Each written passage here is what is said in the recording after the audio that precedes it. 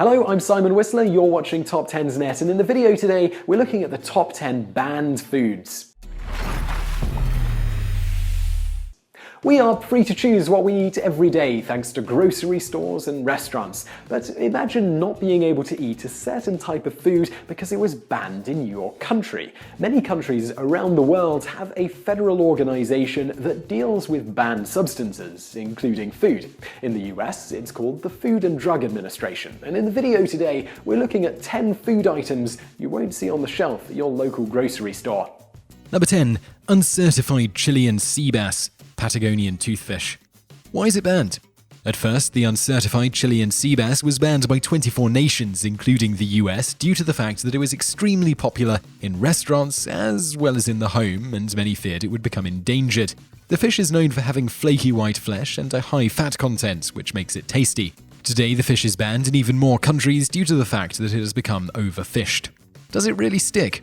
Of course this doesn't stick as well as many would hope. We all know something that's rare is seen as a prized possession. Those who are able to catch the Chilean sea bass often sell them illegally at extremely high prices. Farmers also raise them in fish farms. Though not banned everywhere, many countries have a limit on who can import the fish. One must be certified by the National Oceanic and Atmospheric Administration before being able to legally provide the fish. Want to try it? If you're just interested in trying Chilean sea bass, you can surely find some that has been MSC certified. Number 9. Foie Gras. Why it's banned? Foie gras is a delicacy made out of duck or goose liver. It's banned in Turkey, the European Union, and Israel due to a process called force feeding. To make foie gras, birds are force-fed corn mash or some other type of food for about 8 days before they are slaughtered in order to enlarge the liver and give it a fatty consistency. Many see this process as extremely cruel and harmful to the animal, as its body is not accustomed to eating so much food naturally in the wild. In 2005, foie gras was banned in Chicago, but the ban was lifted in 2008. Many states within the US have attempted to have foie gras banned, but none have succeeded as of yet. Does it really stick? Yes and no. In the US, you can easily find foie gras if you visit the right restaurants. In other countries that ban the food, it might be much harder to find it. It's not banned in the US right now, so there are farmers who own goose or duck farms that will force feed them in order to have foie gras. Today, the practice of force feeding is widespread.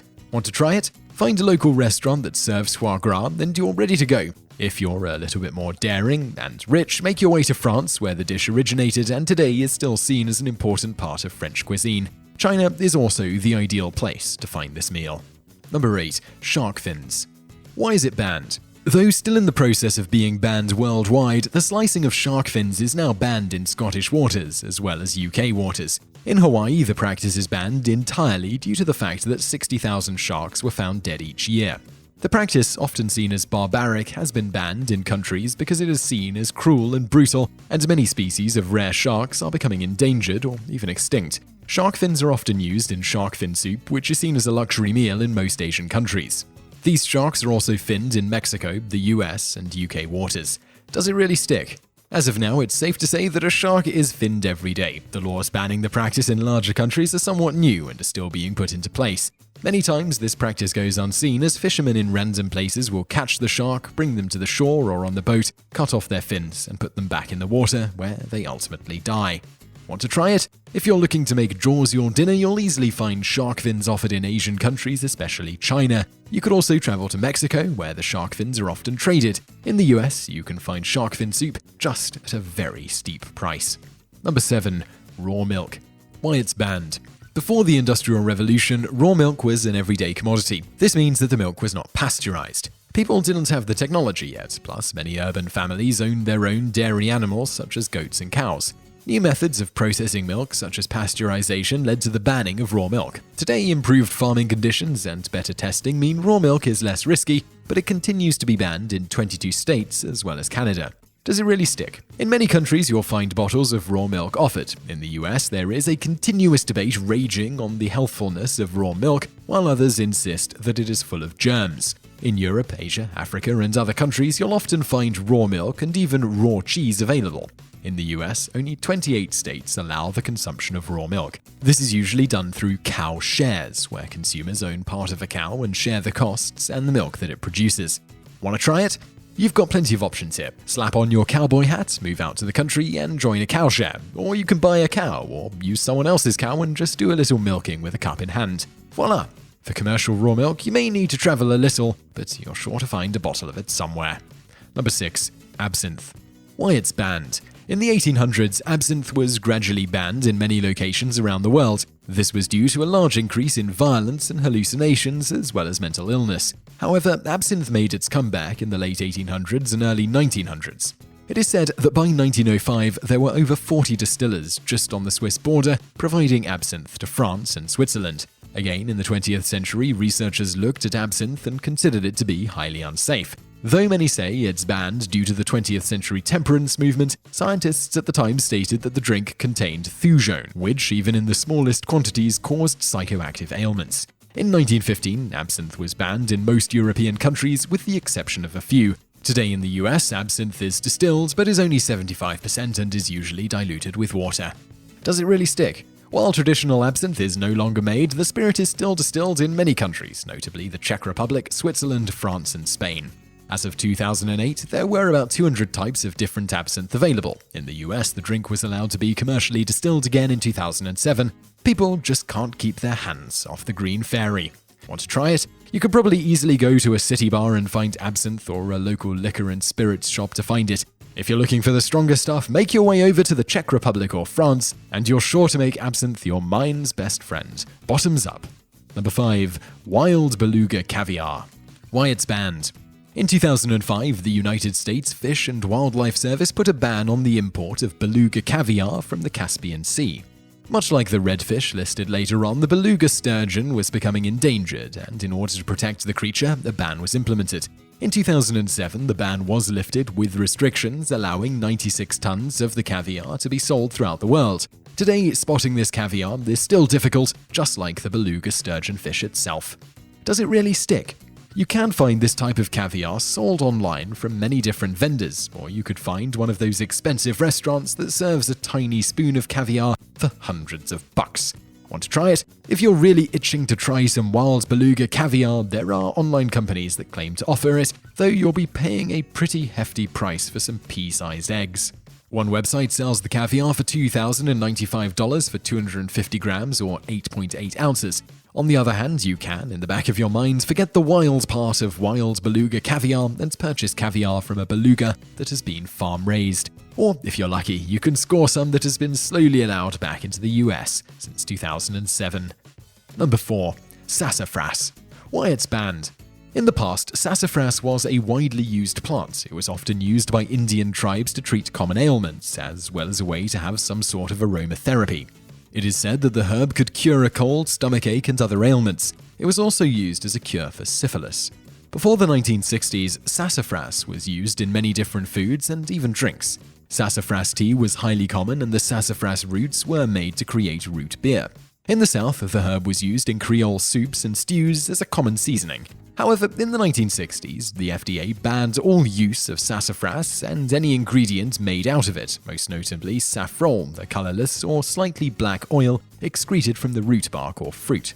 It was banned due to the fact that it is possibly carcinogenic, as determined by lab rat experiments, which concluded that rats given sassafras often contracted liver cancer. Saffron is the primary precursor of all manufacture of MDMA, better known as the drug ecstasy. Does it really stick? Due to its possibly harmful nature, most people stay away from sassafras. Today, colors and artificial flavoring are used to make up for the lack of sassafras. Other companies use sassafras that has been cleaned and is rid of saffron. It is highly possible to find vendors selling this online, while in some places you might be able to find sassafras sold as body wash or potpourri. You may also find people offering sassafras bark. Want to try it? It's pretty hard to find pure sassafras. Most of the herb today is free of saffron. Unless you want to eat body wash or sassafras bark, you're pretty much out of luck. Companies that offer herbal remedies and pills do sell sassafras supplements because herbal and dietary supplements are not under the control of the FDA. Number 3. Redfish. Why it's banned. In the 1980s, a chef named Paul Prudhomme of New Orleans publicly shared his blackened redfish recipe, which was widely sought after in the area.